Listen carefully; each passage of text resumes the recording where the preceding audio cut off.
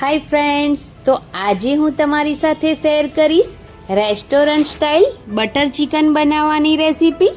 In fact આ butter chicken છે તે તમારા રેસ્ટોરન્ટ કરતાં પણ વધારે ટેસ્ટી અને સ્વાદિષ્ટ બનીને રેડી થશે, એ પણ એકદમ ઇઝી રીતે. તો તમને જો મારી આ બટર ચિકનની રેસીપી પસંદ આવે તો પ્લીઝ મારી ચેનલને જરૂરથી સબસ્ક્રાઈબ કરી લેજો. તો ચલો બટર ચિકન બનાવવાનું શરૂ કરીએ, એ પણ એકદમ ઇઝી રીતથી. તો બટર ચિકન બનાવવા માટે મેં અહીંયા 750 ગ્રામ ચિકન લીધું છે અને હવે આપણે આ ચિકનને મેરિનેટ કરી લઈએ. તો મેં અહીંયા 1 વાટકી મોળું દહીં અને 1 લીંબુનો રસ એડ કર્યો છે. તેની સાથે આદુ લસણની પેસ્ટ એડ કરીશું. લાલ મરચું પાવડર અહીંયા મેં 1 ચમચી ભરીને નાખ્યો છે. મીઠું સ્વાદ પ્રમાણે એડ કરી દઈશું અને 1 ચપટી જેટલો ઓરેન્જ ફૂડ કલર એડ કર્યો છે, જેનાથી ચિકનનો એકદમ સરસ કલર આવે. તમે તેને સ્કીપ પણ કરી શકો છો. હવે બધી જ વસ્તુને એકદમ સારી રીતે મિક્સ કરી લઈશું.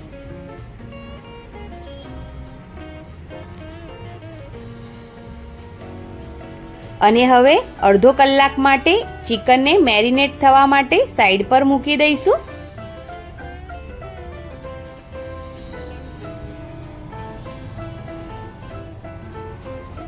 હવે બટર ચિકનની ગ્રેવી બનાવવા માટે એક કડાઈ મૂકી છે મેં અને તેની અંદર 2 થી 3 ચમચી જેટલું તેલ એડ કર્યું છે. તેની સાથે થોડું બટર પણ એડ કરીશું.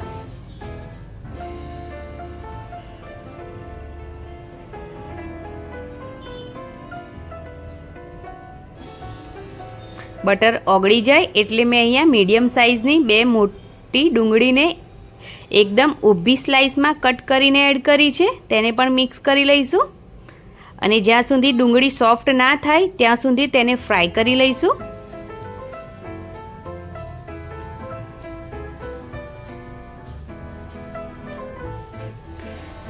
ખુશ્બુ માટે મેં અહીંયા 2 ઇલાયચી અને 1 જાવિત્રીનું ફૂલ એડ કર્યું છે.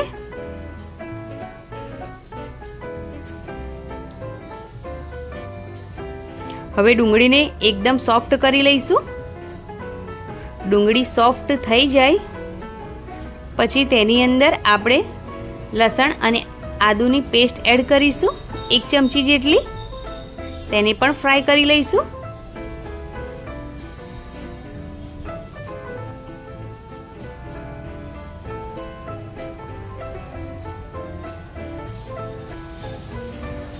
અને હવે મેં અહીંયા 3 નાની સાઈઝના ટામેટાં એડ કર્યા છે.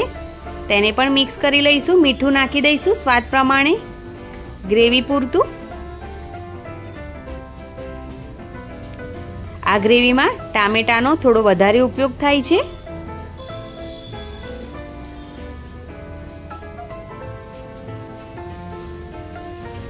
લીલા ધાણા એડ કરીશું.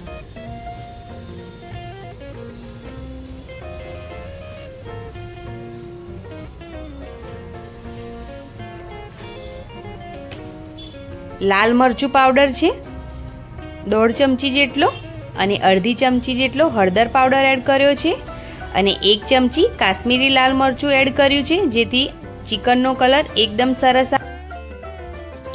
સરસ લાલ આવે એટલા માટે કાશ્મીરી લાલ મરચુંનો ઉપયોગ જરૂરથી કરવો. હવે 3-1 મિનિટ જેવું એકદમ સારી રીતે બધી જ વસ્તુને આપણે ફ્રાય થવા દઈશું.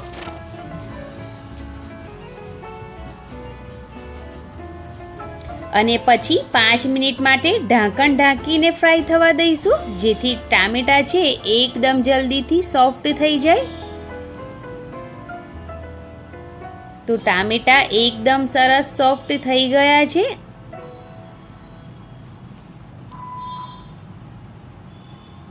તો હવે આપણે જે આ મિક્સર છે તેને બહાર એક બાઉલમાં કાઢીને રાખીશું અને તેને ઠંડુ થવા માટે મૂકી દઈશું.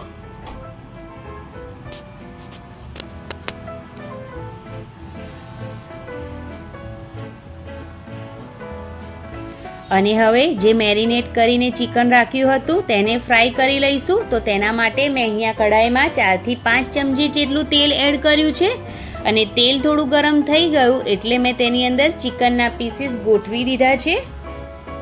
આ જ રીતે ચિકનના પીસીસ ગોઠવી દેવાના છે બધા જ.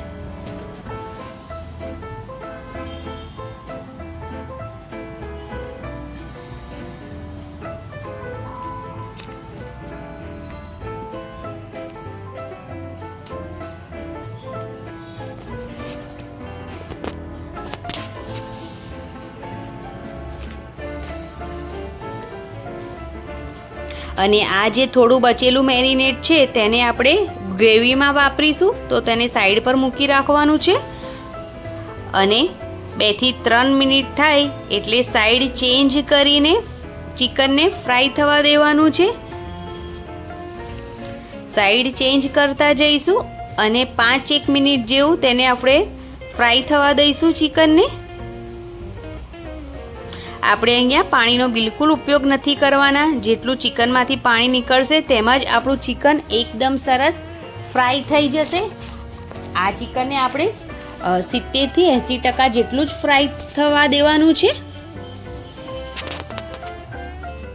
તો હવે ઢાંકણ ઢાંકી દઈશું અને તેને 10 થી 12 મિનિટ જેવું ફ્રાય થવા દઈશું. જ્યાં સુધી ચિકન ફ્રાય થઈ રહ્યું છે ત્યાં સુધી આપણે જે મિક્સર રેડી કર્યું છે તે ઠંડુ થઈ ગયું છે. તો તેની મિક્સર જારમાં નાખી એકદમ સ્મૂથ પેસ્ટ બને એવી પેસ્ટ રેડી કરવાની છે.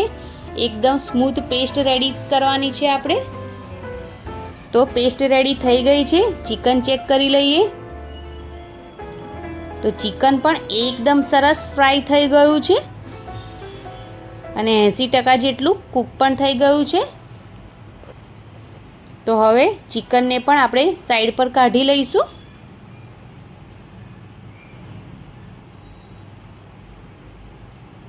દસ થી 12 મિનિટમાં એકદમ સરસ ચિકન ફ્રાય થઈ ગયું છે. તો હવે તે જ કઢાઈમાં જે આપણે એકદમ સ્મૂથ ગ્રેવી બનાવીને રેડી કરી છે તેને એડ કરી દઈશું.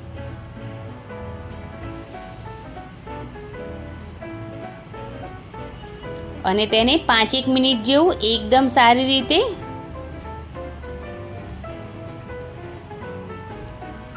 ગ્રેવીને થવા દઈશું. અને જે બચેલું મેરિનેટ છે તેને પણ ગ્રેવીમાં જ એડ કરી દઈશું.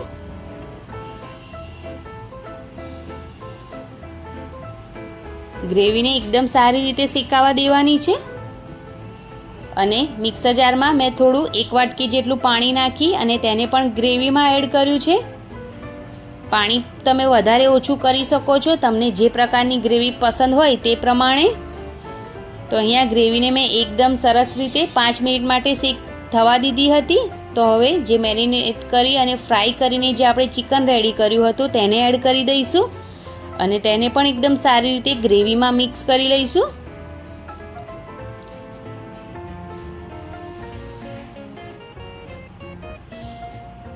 ગ્રેવીમાં થોડી ઘણી કચાશ રહી જાય એટલે તેને આપણે 5 મિનિટ માટે શેકીએ તો બધી જ કચાશ દૂર થઈ જાય.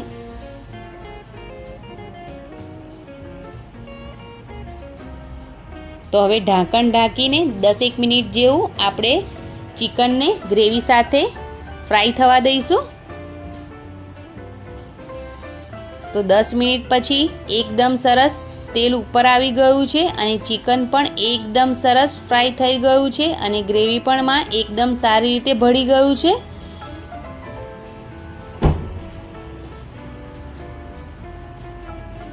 તો મેં અહીંયા કસૂરી મેથીને તવા પર થોડી રોસ્ટ કરી લીધી હતી અને પછી એડ કરી છે. 1 ચમચી જેટલો ગરમ મસાલો એડ કર્યો છે. 1 ચમચી ટોમેટો સોસ એડ કર્યો છે. કસૂરી મેથીને તમે તવા પર થોડું રોસ્ટ કર્યા પછી જ એડ કરશો તો તેની ખૂબ જ સરસ ટેસ્ટ આવે છે. અને મેં અહીંયા રેડીમેડ મલાઈ એડ કરી છે 4 થી 5 ચમચી જેટલી. જો તમારી પાસે રેડીમેડ મલાઈ ના હોય તો તમે ઘરની દૂધ પર જામેલી મલાઈ પણ એડ કરી શકો છો. હવે બધી જ વસ્તુને એકવાર ફરીવાર સારી રીતે મિક્સ કરી લઈશું.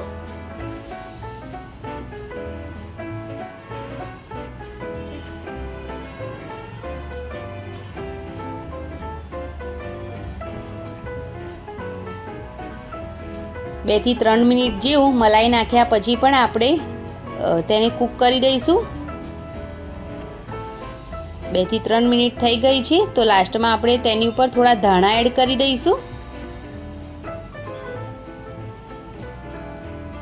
તેને પણ મિક્સ કરી દઈશું.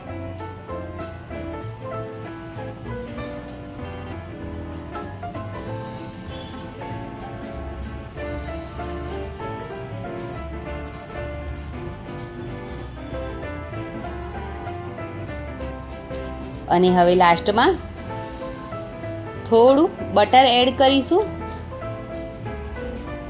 જેથી બટર ચિકન એકદમ બટરી બની જાય અને એકદમ સ્મૂથ લાગે ખાવામાં.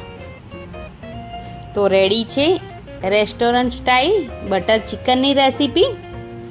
તો ચલો બટર ચિકનને સર્વ કરી લઈએ.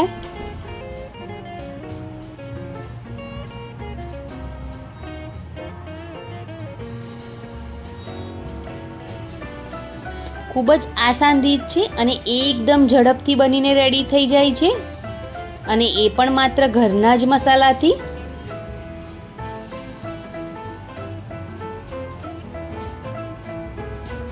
તો એકવાર તમે આ રેસીપી જરૂરથી ટ્રાય કરજો, તમને ખૂબ જ પસંદ આવશે અને તમે બહારનું બટર ચિકન ખાવાનું જ ભૂલી જશો એવું જ બટર ચિકન ઘરે બનીને રેડી થશે. રેસ્ટોરન્ટ કરતાં પણ વધારે ટેસ્ટી ઘરે જ આ બટર ચિકન બનીને રેડી થાય છે. તો તમે જરૂરથી ટ્રાય કરજો, અને રેસીપી તમે ટ્રાય કરો તો મને કોમેન્ટમાં જરૂરથી જણાવજો કે તમને રેસીપી કેવી લાગી. અને પ્લીઝ તમે મારી ચેનલ પર નવા હોય તો મારી ચેનલને જરૂરથી સબસ્ક્રાઈબ કરી લેજો, અને તમને થોડો પણ વિડીયો પસંદ આવ્યો હોય તો પ્લીઝ લાઈક જરૂરથી કરી દેજો, અને આ વિડીયોને તમારા ફ્રેન્ડ્સ અને ફેમિલી મેમ્બરમાં જરૂરથી શેર કરજો. તો મળીએ એક નવા વિડીયો સાથે. ત્યાં સુધી તમે પણ બનાવો આ બટર ચિકન, અને આ બટર ચિકન તમે ખાઓ રોટલી, નાન કે રાઈસ સાથે. તો ચલો મળીએ નવા વિડીયો સાથે. Thanks for watching. Bye bye. Take care.